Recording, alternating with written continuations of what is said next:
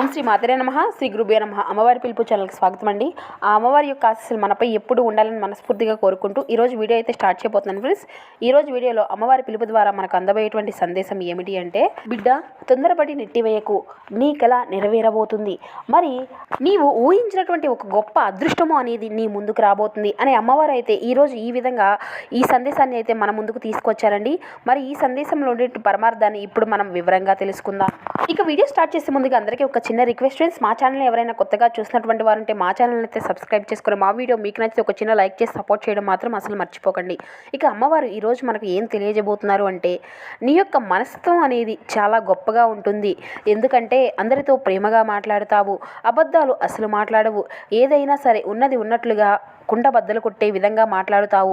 దానివల్ల ఏంటంటే నీకు ఎక్కువగా శత్రువులు అనేవి వారు పెరిగిపోయారు. కొంతమంది నీ నుండి దూరమైపోయారు. ఇప్పటి వరకు నీవు ఎన్ని కష్టాలు బాధలు పడ్డావో నాకు తెలుసు బిడ్డ. ఏ పని చేసినా ఎన్నో నష్టాలను ఎదుర్కొంటూ వస్తున్నావు.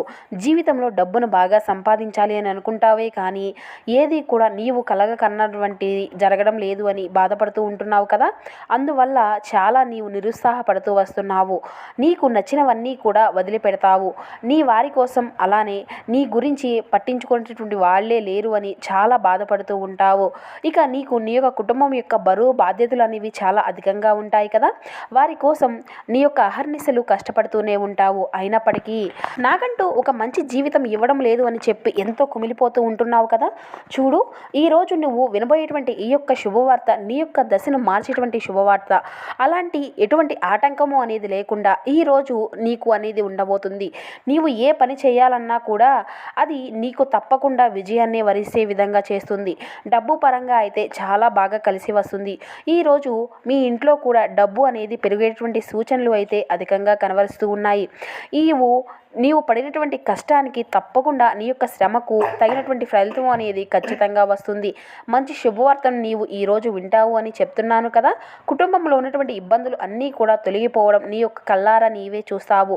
ఆర్థిక పరంగా కూడా నీకు బాగా కలిసి వస్తుంది.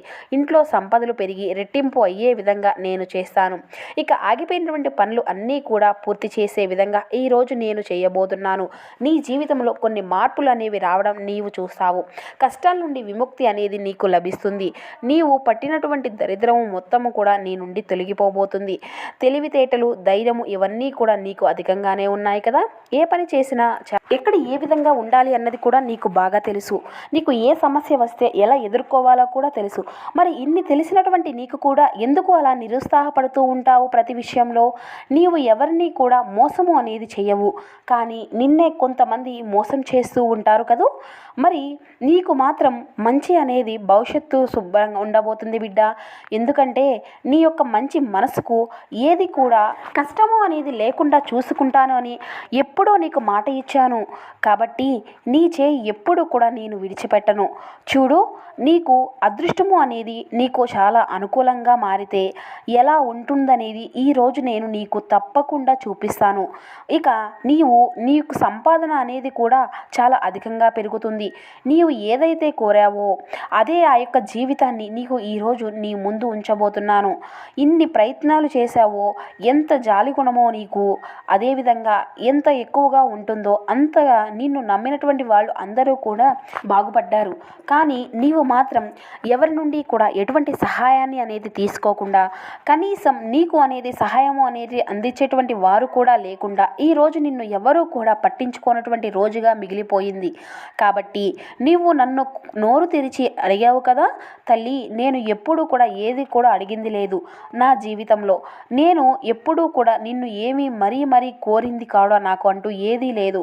నాకు అది కావాలి ఇది కావాలి అని ఉంటేనే నేను సంతోషంగా ఉంటాను అని ఎప్పుడూ కూడా నిన్ను అడగలేదు. ఉన్న దాంట్లోనే సంతృప్తిగా ఉన్నాను, ఉన్న దాంతోనే మురిసిపోయాను. మరి నాకే ఎందుకు ఇన్ని కష్టాలు? నా గురించి ఎవరూ కూడా పట్టించుకున్నటువంటి వాళ్ళు ఎవరూ కూడా లేరు అని, మాట్లాడేటువంటి వారు కూడా ఎవరూ లేరు అని, నా గురించి ఆలోచించేటువంటి చెప్పేటువంటి వారు కూడా ఎవరూ లేరు అని ఎంతో బాధపడుతూ ఉన్నావు కదా ఈ సమాజంలో. అలా ఎవ్వరూ కూడా ఎక్కడా కూడా ఎటువంటి సలహాలు ఇచ్చేటువంటి వారు ఎవరు కూడా లేరు అని, ఎవరైతే బాగుపడుతున్నారో ఎక్కడ వారు సంతోషంగా ఉండిపోతారో అనేటువంటి మనసుతోనే మనం అందరూ కూడా వారి దగ్గర ఎక్కడా కూడా తక్కువ అనేది అవ్వకూడదు అనేటువంటి ఆలోచనలతోనే ఉండి ఒకరికొకరు స్వార్థము అనేది పెరిగిపోయినటువంటి సమాజంలో మనం ఇప్పుడు చూస్తూ ఉన్నాం కదండి ఈ రోజుల్లో. మరి నీ గురించి కేవలం ఎవరూ కూడా ఆలోచించడం లేదు అని చెప్పి అంటున్నావు చూడు, ఇది కేవలం నీ దగ్గర ఏదైనా కానీ ఆర్థిక పరంగా కానీ లేదంటే నీ యొక్క సంపాదన పరంగా కానీ దీని గురించి లేదంటే నీ గురించి ముందుగానే నువ్వు ప్లాన్ చేసుకున్నటువంటి అంటే నీ యొక్క ఫ్యూచర్ గురించి ప్లాన్ చేసుకునేటువంటి విషయాలు కానీ ఎవరైనా చెప్పావా చూడు, అదే నీవు చేసేటువంటి పెద్ద తప్పు.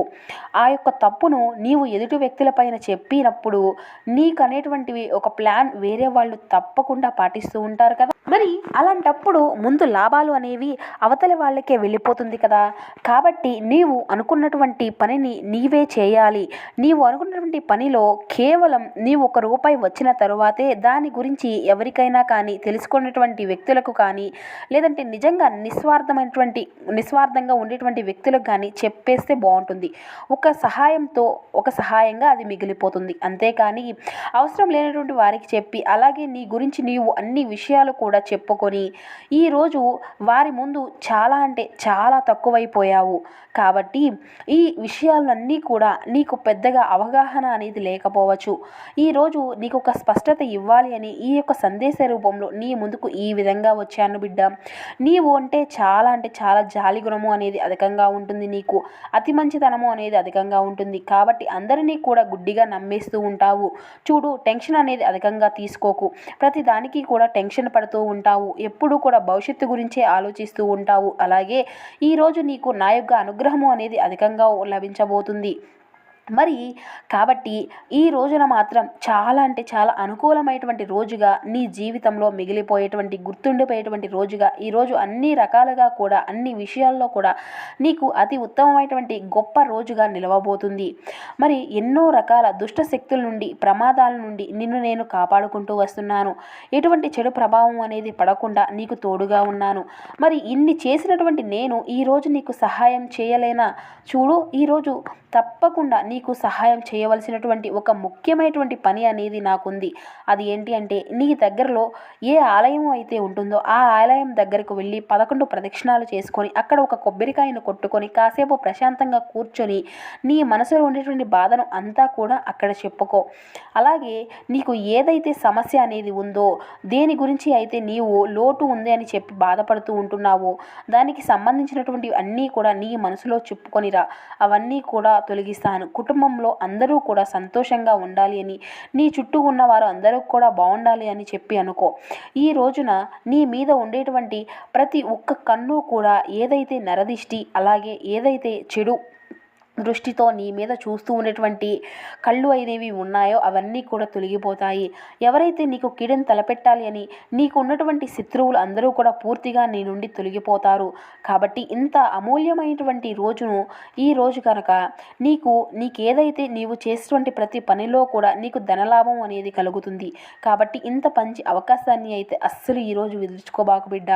కాబట్టి ఈ యొక్క అవకాశాన్ని అస్సలు వదులుకోకు. ఇక 11 తమలపాకులను పూజ గదిలో పెట్టుకొని దానివల్ల ఇంట్లో ఉండేటువంటి చెడు శక్తులు అన్నీ కూడా ఏదైతే ఉంటాయో అవన్నీ తొలగిపోతాయి. ఇంటికి పట్టినటువంటి దరిద్రము మొత్తము కూడా దూరం అవుతుంది. అపారమైనటువంటి ధనప్రాప్తి కలుగుతుంది. అలాగే నీ మీద ఎవరైతే కుళ్ళు కుతంత్రాలు చేపట్టినటువంటి వారు ఉన్నారో అవన్నీ కూడా తొలగిపోతాయి. కాబట్టి నీకున్నటువంటి అన్ని రకాలుగా మంచి సౌఖ్యము అలాగే శ్రేయస్సు అనేది నీకు కుటుంబ సభ్యుల సౌఖ్యం ఇవన్నీ కూడా ఈ రోజు నుండి మొదలవబోతున్నాయని చెప్పుకోవచ్చు.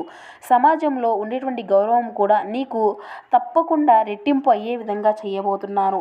ఇక నీకు సంతోషకరమైనటువంటి జీవితం నీకు లభించే విధంగా చేస్తాను. కాబట్టి తొందరపడి ఎటువంటి నిర్ణయాలు కూడా అస్సలు తీసుకోవద్దు. ఎందుకంటే నీవు తీసుకున్నటువంటి నిర్ణయాలు అనేవి కొన్ని రోజుల్లో అంటే కొన్ని రోజులు నీకు కష్టకరమైనటువంటి రోజులుగా ఉండవచ్చు. కానీ నీవు మాత్రం తొందరపడి నాకు ఈ యొక్క జీవితం వద్దు అని చెప్పి నీ మనసులో ఎటువంటి ఆలోచనలు చేయవని నాకు తెలుసు. కాబట్టి ఆ యొక్క భగవంతుడు ఇచ్చినటువంటి ఈ యొక్క జీవితాన్ని, ఆ భగవంతుడు ఇచ్చినటువంటి ఈ యొక్క శరీరాన్ని వృధాగా మన యొక్క జీవితాన్ని మధ్యలోనే ఆపేస్తే అది అంతా కూడా కొన్ని కోట్ల సంవత్సరాల వరకు ఆ యొక్క కర్మఫలము అనేది మనల్ని వెంటాడుతూనే ఉంటుంది. ఇలాంటివే మరి కొన్ని కోట్ల జన్మలు ఎత్తినా కూడా మనం కొన్నిసార్లు అనుభవించవలసిక తప్పదు. సో చూశారు కాబట్టి ఈ జన్మలోని ఏదైనా కానీ ఉండి మనం సాధించే ఆ తర్వాతనే ఈ జన్మ అంతా కూడా సార్థకం అనేది చేసుకోవాలి. కాబట్టి ఈ జీవితం ఎటువంటి లోటు అనేది రాకుండా చూసుకుంటాను అని ప్రమాణం చేశావు కదా. కాబట్టి ఇక నుండి నీవు నా యొక్క అడుగుజాడల్లోనే నడుచుకుంటూ సంతోషంగా ఉంటావు అని, ఎవరితో కూడా ఎటువంటి గొడవలు కూడా పెట్టుకోవద్దు. ఒకవేళ నీతో ఎవరైనా గొడవలు పెట్టుకున్నా అవి ఏమీ కూడా నీవు అస్సలు మాట్లాడవద్దు. దానివల్ల నీకే నష్టం జరిగేటువంటి అవకాశం కూడా కనిపిస్తుంది. అలాగే రహస్య విషయాలను ఎవరికీ కూడా చెప్పుకోవద్దు. దానివల్ల నీ మీద కుళ్ళు అనేది అధికంగా పెరుగుతుంది. నీవు మంచిగా బ్రతికితే అసలు ఓర్వలేనటువంటి వారు కొంతమంది ఉన్నారు. కాబట్టి జాగ్రత్తగా ఉండు. కాబట్టి అటువంటి వ్యక్తుల వద్ద నీవు ఏ విషయంలో కూడా చెప్పుకోవద్దు. వారి వల్ల నీ జీవితంలో కొన్ని ఇబ్బందులు వచ్చేటువంటి అవకాశం కనిపిస్తుంది. నీకు వచ్చేటువంటి అదృష్టము అనేది రాకుండా చేస్తారు కొంతమంది. కాబట్టి ఈ వ్యక్తులు జాగ్రత్తగా ఉండు. ఈ వ్యక్తులు ఎవరనేది నీ మనసు బాగా తెలుసు కదా. ఇక నీవు కొత్త పనులు ఏదైనా మొదలు పెట్టుకోవాలి అనుకుంటే ఆ యొక్క పని అంతా కూడా చక్కగా రేపటి నుండి మొదలు పెట్టుకో. అన్ని రకాలుగా కూడా నీకు అంతా కూడా శుభమే జరుగుతుంది. ఈ రోజు నుండి నీ యొక్క జీవితము అంతా కూడా కొత్తగా ఒక కొత్త నూతనమైనటువంటి అధ్యయనాన్ని నీవు ప్రారంభించావు కదా అన్నట్లుగా నీ యొక్క మనసును అనిపించే విధంగా మరలా నీవు అడుగు.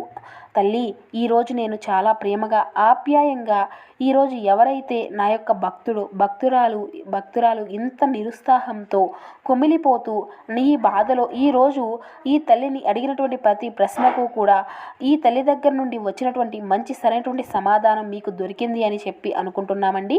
కాబట్టి కొంతమంది చాలా మంచితనంతోనే వాళ్ళు చేస్తున్నటువంటి ఫ్యూచర్ ప్లాన్స్ గురించి అందరూ కూడా ఆర్థికపరమైనటువంటి విషయాల గురించి కూడా కొంతమంది తెలియక చెప్పేస్తూ ఉంటారు. అప్పుడు ఏం జరుగుతుంది అంటే ఆ యొక్క ఎదుటి వ్యక్తులు మనం మంచి కోరే విధంగానే నటిస్తూ ఉంటారు. కానీ మనల్ని ఎప్పుడూ కూడా అంటే ఆ వ్యక్తులు మనకంటూ అనేది లేకుండా పోవడమే కాకుండా మన మీద విపరీతమైనటువంటి కుళ్ళు కుతంత్రాలు అనేవి అలాగే అంటే చెడు ప్రభావంతో చూస్తూ అలాంటప్పుడు మనం ఏం చేయాలండి, ఆ పనిలో కూడా మనకు విజయం అనేది రాకుండా పోతుంది. కాబట్టి ఇటువంటి విషయాల్లో మనం తగినటువంటి జాగ్రత్తను అయితే ఖచ్చితంగా తీసుకోవాలండి. ఎవరితో కూడా ఎంతవరకు ఉండాలో అంతవరకే ఉండండి. ఈ రోజుల్లో ఎవరిని కూడా ఏం చెప్పాలన్నా ఎటువంటి సలహాలు ఇచ్చినా కూడా వారు ఎక్కడ బాగుపడతారో అని చెప్పి ఎవ్వరూ కూడా కనీసం మంచి సలహాలు కూడా ఇవ్వడానికి కూడా ముందుకు రావడం లేదు కదా. కాబట్టి ఇట్టి విషయాల్లో కొంచెం నిర్లక్ష్యం అనేది ఉండకుండా తగినటువంటి జాగ్రత్తగా మనం అనేది మనమే అప్రమత్తంగా ఉంటే చాలా అంటే చాలా మంచిదని చెప్పుకోవచ్చండి అనేసి అమ్మవారు అయితే ఈ సందేశం ద్వారా మనకు ఈ విధంగా తెలియపరిచారండి.